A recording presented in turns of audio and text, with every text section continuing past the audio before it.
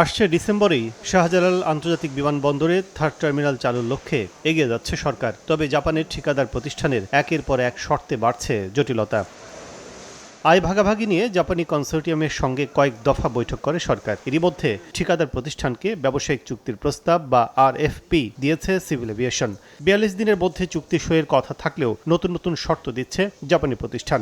এতে নির্ধারিত সময়ে টার্মিনাল চালু নিয়ে দেখা দিয়েছে সংশয়। যদিও বিমান প্রতিমন্ত্রী মনে করেন জুলাইয়ের মাঝামাঝি হবে চুক্তি।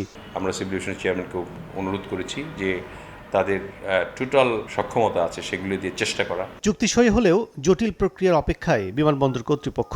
নভেম্বরের মধ্যেই অপারেশন রেডিয়েন্স অ্যান্ড এয়ারপোর্ট ট্রান্সফারের আওতায় টার্মিনাল টু টার্মিনাল স্থানান্তর করতে হবে প্রযুক্তিগত সব ফাংশন। সেপ্টেম্বরের মধ্যে অর্ডার শেষ হয়ে গেলে অক্টোবরের মধ্যে বুঝিয়ে নেবে তারা।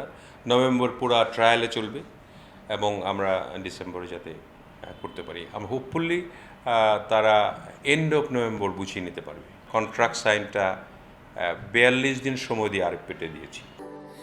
স্যান্ডেলিনা সো, রূপচর্চায় আভিজাত্য।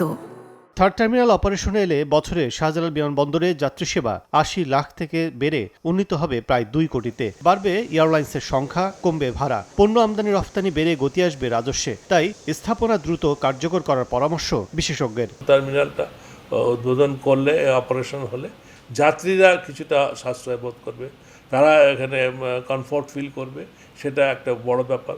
২ নম্বর, যেখানে যেসব এয়ারলাইনগুলো আমাদেরকে সার্ভিস দেয় সেই এয়ারলাইনগুলো সার্ভিস স্ট্যান্ডার্ড আরও বাড়াতে পারবে। ৩ নম্বর, নতুন নতুন আরও অনেক এয়ারলাইনকে আমরা অ্যাকোমোডেট করতে পারবো এখানে। নতুন এয়ারলাইন আসা মানে নতুন করে রেভিনিউ জেনারেশন হওয়া, নতুন করে চাকরি সংস্থান হওয়া। বিশ্বমানের সেবা দিতে অত্যাধুনিক প্রযুক্তির এই টার্মিনালে রয়েছে ১১৫টি চেক ইন, ১২৮টি ইমিগ্রেশন কাউন্টার, ১৬টি লাগেজ বেল্ট, ৪০,০০০ বর্গমিটারের বিশাল বহির্গমন লাউঞ্জ ও ১,২০০টি গাড়ি পার্কিং অবকাঠামো। এছাড়া একসঙ্গে পার্কিং করা যাবে ৩৪টি উড়োজাহাজ।